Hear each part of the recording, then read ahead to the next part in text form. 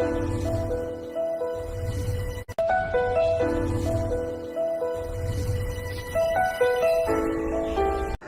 shalom kekasih Tuhan, jemaat GBI Pasar Baru Betania Blessing di Kota Jambi, serta anak-anak kekasih Tuhan kami yang ada di GBI Kelir Kota Bontang, serta semua anak kekasih Tuhan dimanapun Anda berada.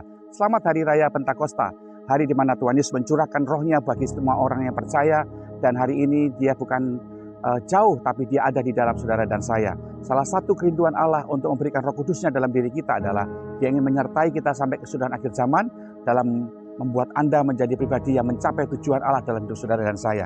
Dan itulah kerinduan Tuhan. Itu sebabnya saya mengajak saudara untuk memahami bagaimana Roh Kudus memiliki peran aktif dalam kehidupan setiap kita. Pentakosta juga diperingati oleh orang Israel zaman dulu adalah untuk memperingati turunnya dua loh batu atau Taurat kepada orang Israel di Gunung Sinai.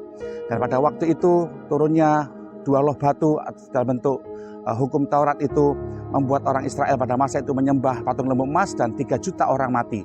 Tapi dengan bersamaan mereka memperingati hari Pentakosta pada hari raya di mana Yesus setelah 10 hari naik ke surga, Bapak Ibu kasih, disitulah luar biasa sekali Allah memanfaatkan Pentakosta lama dengan Pentakosta baru. Menurut nubuatan Yeremia pasal 31 ayat 30 sampai 34, di sana dijelaskan bahwa disitulah tempat di mana Allah mencurahkan Roh Kudusnya bagi umatnya. Jadi kita memperingati dalam perjanjian baru turunnya Roh Kudus yang membawa hukum yang bukan ditulis dalam bentuk fisik di luar tubuh kita, tapi di dalam batin kita. Itulah Taurat Tuhan. Jadi hari ini Roh Kudus ada di saudara, dia tidak berdiam diri, dia membawa hukum Allah, dia membawa yang namanya firman Tuhan, dia membawa yang namanya Taurat Tuhan dalam kehidupan saudara dan saya. Dituliskan di dalam batin kita dan itu akan membuat saudara menjadi orang-orang yang memiliki gaya hidup sebagai warga kerajaan Allah. Jadi Pentakosta merupakan perayaan di mana saudara dan saya mensyukuri bahwa Roh Kudus telah menuliskan hukumnya di dalam diri saudara dan saya. Makanya di dalam Yohanes pasal 14 dijelaskan di sana bahwa kalau penghibur itu datang kepadamu, dia akan mengajarkan segala sesuatu dan akan mengingatkan segala sesuatu yang telah kuajarkan kepadamu. Itu peranan Roh Kudus, sehingga dia ingin menjadi pribadi yang dekat dengan kita. Kata mengajarkan dengan kata didasko yang punya pengertian bercakap-cakap untuk memberikan instruksi. Jadi Roh Kudus masuk dalam diri saudara, dia ingin bercakap-cakap memberikan instruksi bagi saudara untuk melakukan kehendak Allah dalam bentuk firman Tuhan itu dalam diri setiap kita. Itu makanya kekasih Tuhan, bersyukurlah ketika Anda menjadi orang percaya, engkau telah diberikan Roh Kudus diam di dalam batinmu. Seringkali ketika kita melakukan kesalahan, melakukan dosa, di sana Roh Kudus mengingatkan kita supaya kita menjadi pribadi yang mengerti bagaimana hidup yang memperbaiki kesalahan dan kembali kepada tujuan Allah dan saudara. Dan itulah akan dibawa kita pada pendewasaan rohani. Tuhan akan membawa saudara pada tujuan Allah. Dan yang paling penting adalah ketika Roh Kudus masuk dalam diri saudara, dia ingin membawa Anda menjadi orang yang besar di mata Tuhan. Gimana cara menjadi besar di mata Tuhan? Nah, ternyata dalam Roma pasal 7 ayat yang ke-6 dijelaskan di sana. Tapi sekarang kita telah dibebaskan dari hukum Taurat sebab kita telah mati bagi Dia yang mengurung kita, sehingga kita sekarang melayani dalam keadaan baru menurut roh dan bukan dalam keadaan yang lama menurut hukum Taurat.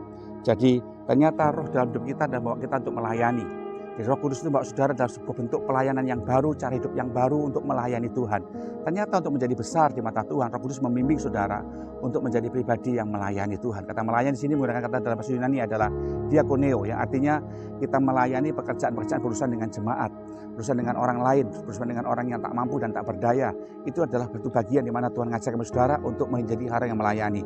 Tapi melayani bukan dengan cara seperti orang Farisi, bukan dengan cara seperti orang perjanjian lama, tapi kita melayani dengan cara yang baru yang Roh Kudus berikan kepada setiap kita. Dan itu bagian yang Tuhan ajarkan bagi setiap kita, Bapak Ibu kasih. Bagaimana kita menjadi orang yang melayani seturut dengan kehendak Tuhan, melayani dengan seperti yang Tuhan mau, supaya kita menjadi besar. Ternyata jalan untuk melayani Tuhan itu adalah jalan di mana saudara akan dibawa besar di mata Tuhan. Banyak orang berlomba-lomba untuk menjadi besar, ya, menjadi orang yang terbesar di lingkungannya. Di gereja pengen jadi orang yang dekat dengan ring satu, ya, di pemerintahan pengen dekat dengan orang yang dekat ring satu, seolah-olah ada kebanggaan tersendiri, ya. Ternyata di dalam Alkitab juga begitu. Ya, murid-murid Tuhan Yesus dalam Injil Markus pasal 9 di ayat 34 dan seterusnya, di sana juga dijelaskan mereka ribut tentang siapa yang terbesar dalam diri mereka. Sampai akhirnya Yesus mengetahui mereka dan akhirnya Yesus memberikan teladan bagaimana Yesus mengambil seorang anak dan memeluk dia. Kemudian dia berkata apa? Barang siapa yang mau jadi terdahulu dalam kehidupanmu, kamu harus menjadi yang terakhir. Dan barang siapa yang mau terbesar dalam kamu juga harus menjadi seorang pelayan. Barang siapa Kalau kamu tidak bertobat dan menjadi seperti anak kecil ini, kamu tidak masuk kerajaan surga. Pada siapa menyambut anak kecil ini, maka kamu akan sama halnya menyambut aku. Dan kamu menyambut aku, kamu sama dengan menyambut Bapa yang mengutus aku. Jadi ada 4 hal yang Tuhan berikan bagi kita, yang dimampukan oleh Roh Kudus dalam diri kita untuk menjadi besar. Yang pertama, saudara harus menjadi yang terdahulu. Ya, apa arti terdahulu atau yang terbelakang atau yang paling belakang? Dalam bahasa Yunani menggunakan kata yang terakhir, Bapak Ibu ya. Dalam kata terakhir itu menjadi kata dalam bahasa Yunani dengan adalah eskatos. Eskatos itu artinya yang paling bawah, yang paling disepelekan, yang paling rendah, yang paling kecil. Mungkin kita punya harkat, mungkin kita punya martabat, seringkali membuat kita sombong, membuat kita ego. Kita marah ketika kita nggak diajak diskusi, kita marah ketika kita nggak diajak ya, oleh orang ring 1. Dan itu bagian terjadi dalam hidup setiap kita. Ya, pasal 10 di Injil Markus melanjutkan Markus pasal 9. Yakobus sama Yohanes masih saja minta jabatan atau minta kedudukan dengan Yesus. Padahal di pasal 9 sudah dibilang kamu kalau menjadi terbesar harus seperti anak kecil ini, harus menjadi yang pelayan. Tapi masih saja mereka masih mendapatkan kerinduan untuk bisa melayani Tuhan lagi di pasal yang ke-10. Ini hal yang tidak benar Bapak Ibu kasih. Dan itu sekali terjadi dalam hidup kita. Tuhan mengajak buat kita kalau kamu menjadi terbesar harus dari eskatos. Kemudian kalau kamu mau menjadi besar lagi, kamu harus menjadi seorang pelayan. Kata-kata diakonos, yaitu orang yang melayani sesama. Ya. Kalau doulos itu hati atau jiwanya, tapi kalau diakonos itu pekerjaannya, yaitu melayani orang-orang sekitar kita. Mana mau orang yang punya pangkat, mana mau orang yang punya martabat melayani sebagai diakonos. Sulit Bapak Ibu. Tapi ketika Roh Kudus ada dalam saudara, dia akan memampukan saudara untuk bisa melakukannya.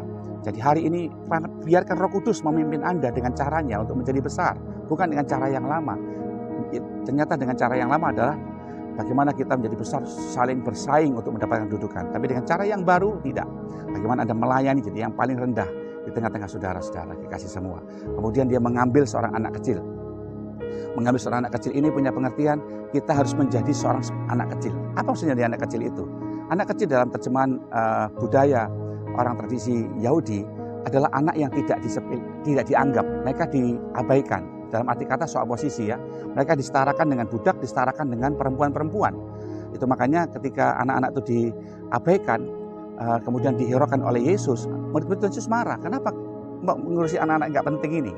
Ternyata Tuhan Yesus ngajarin buat kita, kalau kamu nggak bertobat, selalu merasa dirimu penting, dan tidak mau merasa seperti anak kecil ini, yang rela ketika dia diabaikan, yang rela ketika dia disepelekan, ya kamu nggak bisa masuk kerajaan surga. Kenapa? Karena kamu sombong. Nah itu dia Bapak Ibu. Makanya Tuhan ngajarkan buat kita, bagaimana kita menjadi seorang seperti anak kecil ini, yang rela ketika diabaikan, yang rela ketika nggak dipandang, yang rela mungkin ketika disepelekan. Nah walaupun Anda mungkin punya martabat, punya harta, punya backing, punya sesuatu yang bisa Anda banggakan, seringkali membuat egonya muncul. Itu cara lama, cara baru perjanjian baru lewat Roh Kudus saudara adalah mari belajar seperti anak kecil yang rela jadi yang terbelakang. Ya, nggak harus nembus ring 1, itu karunia Tuhan saja. Ada banyak orang berlomba-lomba masuk ke dunia ring 1, ya seperti dalam dunia gembala, dalam dunia sinode, dalam dunia RT, RW atau kelurahan atau mungkin juga orang-orang provinsi. Pengen sekali mereka bangga sendiri ketika dekat ring 1. Tapi hari ini Tuhan mengajar kepada kita, kalau kamu dekat dengan Bapa sebagai ring 1 yang ilahi, jadilah hamba. Melayani saudara kekasih. Itu makanya Bapak Ibu yang sudah punya pangkat, derajat dan martabat, jangan pernah hidup Anda lupa untuk melayani Tuhan. Karena disitulah cara Allah lewat Roh Kudusnya membuat Anda jadi besar ketika Anda jadi melayani Tuhan. Tidak pandang apa-apa, rela dihina, rela diabaikan, rela disepelekan, karena Anda murni melayani Tuhan. Kemudian kau harus menyambut anak kecil. Siapa menyambut anak kecil? Menyambut Yesus. Kenapa harus menyambut anak kecil?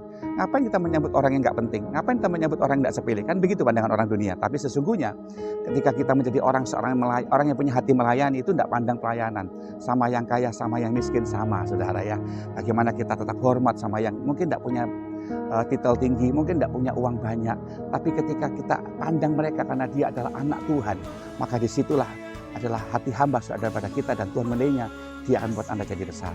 Jadi jadilah eskatos, jadilah diakonos, jadilah seperti anak kecil, dan sambutlah anak kecil sebagai kehidupan di mana Anda betul-betul rela menyambut orang yang diabaikan, orang yang nggak dipandang orang yang miskin mungkin, yang ditempatkan Tuhan di depan saudara, tapi karena dia anak Tuhan, kau menyambutnya dengan sungguh-sungguh. Itu bagian di mana Tuhan mengajak Anda menjadi pribadi yang berkemenangan. Selamat merayakan Pentakosta, biarkan Roh Kudus membawa Anda menjadi besar melalui jalur pelayanan yang Tuhan berikan bagi setiap kita. Shalom dan berkati. Haleluya.